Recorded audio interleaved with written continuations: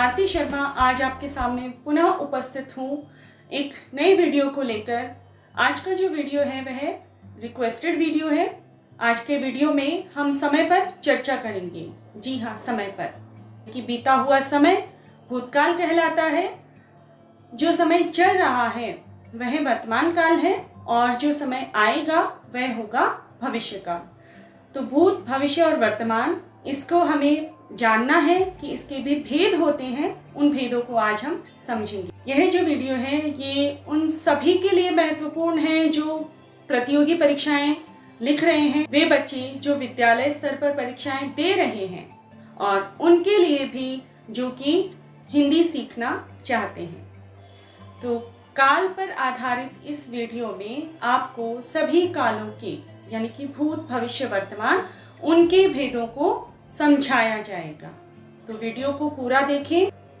काल, जिसको इंग्लिश में टेंस कहा जाता है, काल का अर्थ होता है समय। टेंस। तो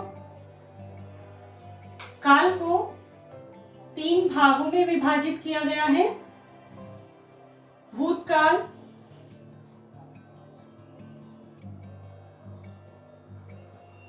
भविष्यकाल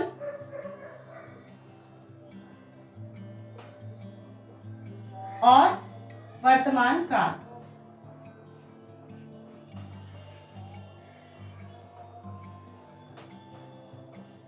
भूत, भविष्य और वर्तमान। तो यहाँ पर देखिए, अब हम जो जानेंगे, पहला विषय होगा भूतकाल। अगर इन तीनों विषयों को एक ही वीडियो में अगर समाप्त करने की कोशिश अगर हम करेंगे तो वीडियो बहुत लंबा हो जाएगा। तो आज इस वीडियो में आप समझेंगे भूतकाल के बारे में, उसके भेदों के बारे में।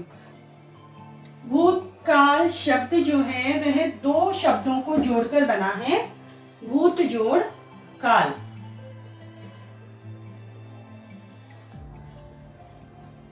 जिसका अर्थ है भूत यानी कि बीता और काल यानी कि समय।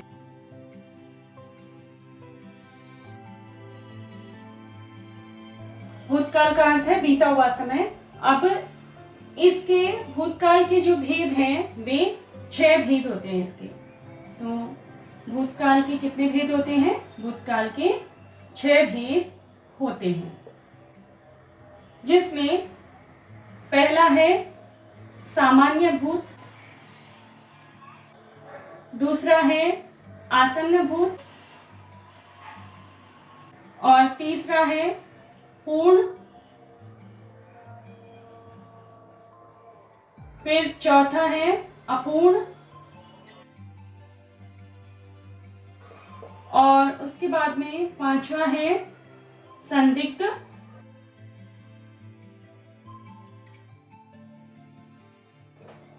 फिर 6वां है हेतु हेतुमत।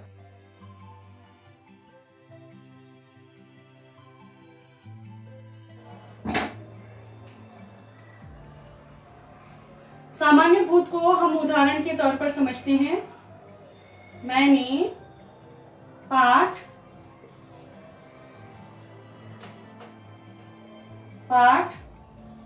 पढ़ लिया।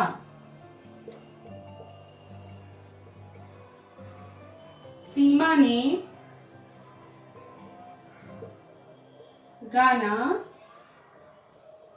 गाया।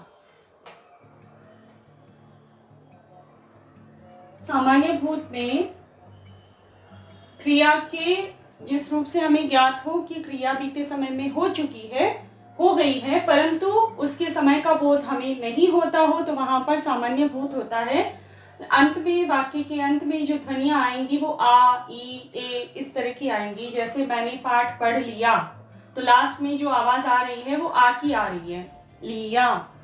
हाँ, सीमा ने गाना गाया, मैं बाजार गई, और बच्चे बाहर गए, ए। तो इस तरह के लास्ट में, वाक्य के अंत में इस तरह की ध्वनियां आती हैं, और बीते हुए समय का तो बोध होता है, परंतु इसके बीते हुए कार्य के बीत जाने का तो बोध होता है, परंतु इसके समय का बोध हमको नहीं होता है। तो वहां पर सामान्य भूत होता है। फिर उसके बाद में देखो आसन्न भूत। तो आसन्न का मतलब क्या होता है? आसन्न का मतलब होता है निकट। भाई कार्य जो है निकट समय में संपन्न हो चुका है, परंतु वर्तमान में उसकी स्थिति बनी हुई है। तो कार्य अभी अभी संपन्न हुआ है। तो आसन्न भूत जिसमें आसन्न भूत जिसके उदाहरण होंगे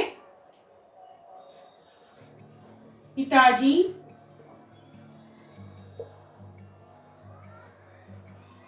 दफ्तर से आ गए हैं। पिताजी दफ्तर से आ गए हैं। और जैसे माँ ने खाना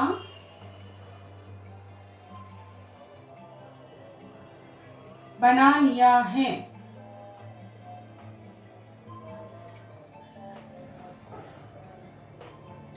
तो आसन्न भूत में शब्द इस तरह से आएंगे। लास्ट के जो आपको यही ध्यान रखना है कि आसन्न भूत में वाक्य के अंत में जो अक्षर आएंगे वो कौन से होंगे। तो ए है, या है, आ है, ई है, इस तरह के आएंगे।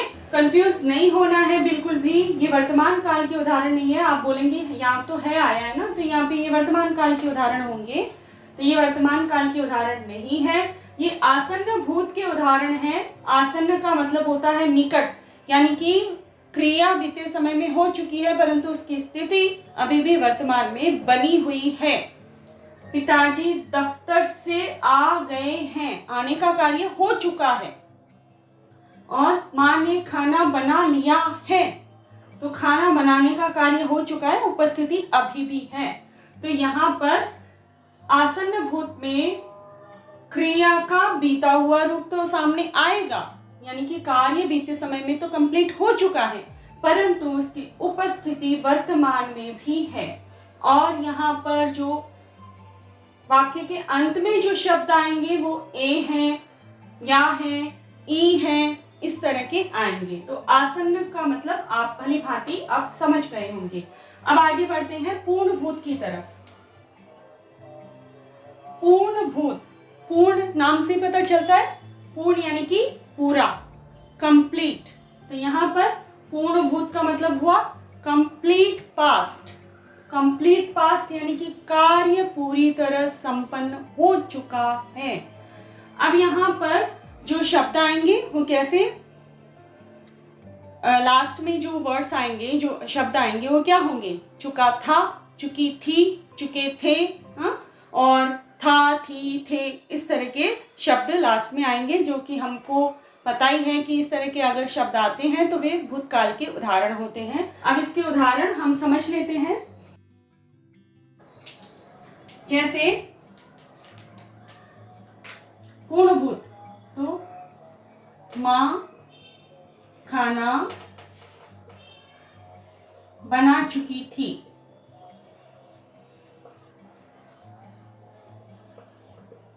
माँ खाना बना चुकी थी। इसी उदाहरण को अगर हम ले तो हम क्या कहेंगे? माँ ने खाना बना लिया था। तो यहाँ पर चुकी थी भी आ गया और था भी आ गया। आर्यन गाना गा चुका था। आर्यन ने गाना गा लिया था। तो इस तरह से चुका था, चुकी थी भी आएंगे और ये भी होगा कि था, थी, थे भी आए। तो ये पूर्ण भूत, अब ये भूतकाल जो है वो कभी भी संपन्न हो गया है भाई, बीते हुए समय में कंप्लीट हो गया है। अब ये कल हो, परसों हो, बरसों हो, कभी भी हो। तो यहाँ पर ये कार्य बीते समय में कंप्लीट हो चुका है, पूरी तरह से पास्ट है। अब आगे हम बढ़ते हैं।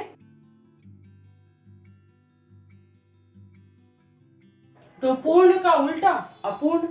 अपूर्ण यानी कि अधूरा, यानी कि जो कार्य भूतकाल में चल रहा था उसके बारे में हमें ये पता नहीं है कि ये काम कंप्लीट हो चुका है या नहीं हुआ है, कि कार्य चल रहा था। तो यहाँ पर वाक्य के अंत में रहा था, रही थी, रहे थे आदि शब्द आते हैं। तो पास्ट कंटिन्यूअस टेंस हम इसको बोल सकते हैं। अब जैसे सुमित गाना गा रहा था,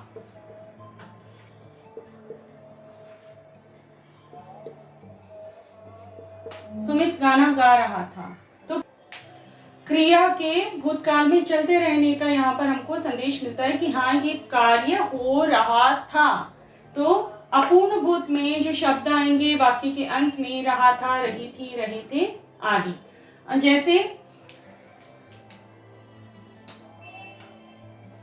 सीमा नाच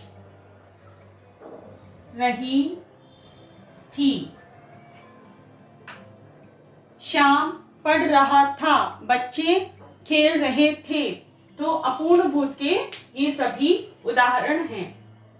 फिर आगे आते हैं हम संदिग्ध भूतकाल की तरफ।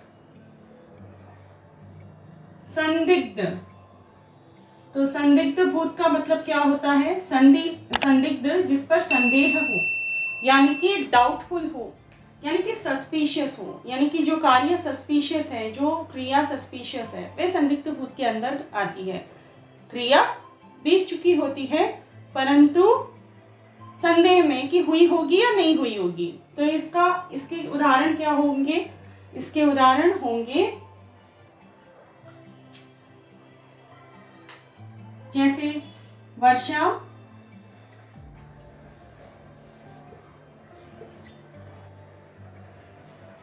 से वर्षा हो गई होगी,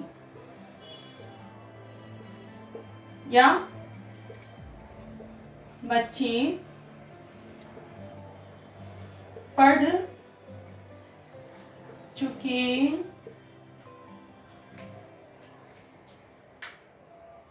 चुके होंगे।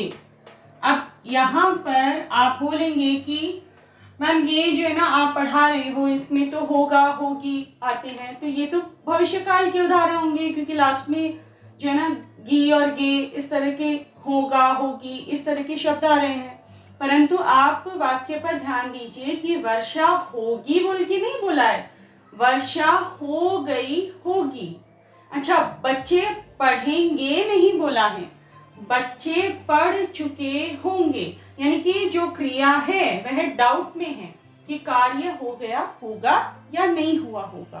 तो ये यहाँ पर संदिग्ध भूत में ऐसे वाक्य आते हैं जो कि ऐसे भूतकाल के वाक्य आते हैं जो कि डाउट में होते हैं, जिन पर डाउट होता है, जिस पर संदेह होता है कि ऐसा कार्य हुआ होगा या नहीं। तो इस तरह से संदिग्ध भूतकाल के अंदर वाक्य आते हैं। फिर आगे बढ़ते हैं हम, संदिग्ध के बाद में आते हैं हेतुमत भूत की तरफ।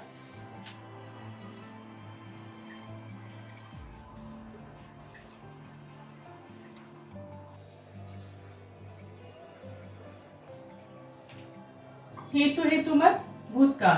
तो हेतुमत भूतकाल में बीती हुई क्रिया किसी कारण पर डिपेंड होती है। जैसे यदि तुम पढ़ते तो उत्तीर्ण हो जाते, पास हो जाते, तो वे क्रियाएं इसमें वे वाक्य आती हैं, वे क्रियाएं आती हैं जो किसी कारण पर निर्भर हो, कारण पर डिपेंड हो। जैसे वर्षा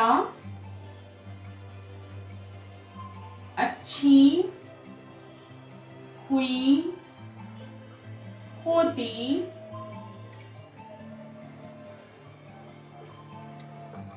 तो फसल की अच्छी होती,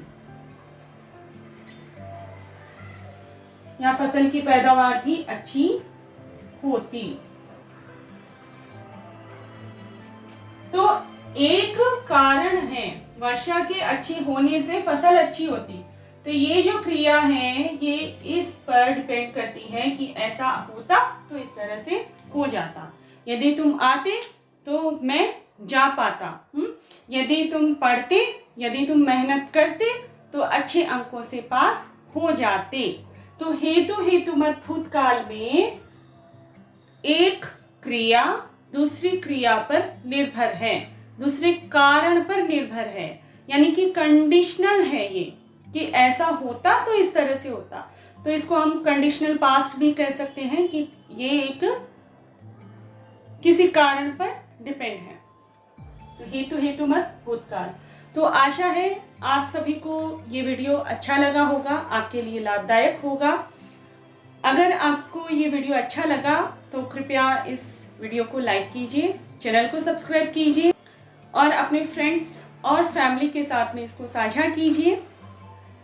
मिलते हैं एक नए वीडियो में, तब तक के लिए धन्यवाद।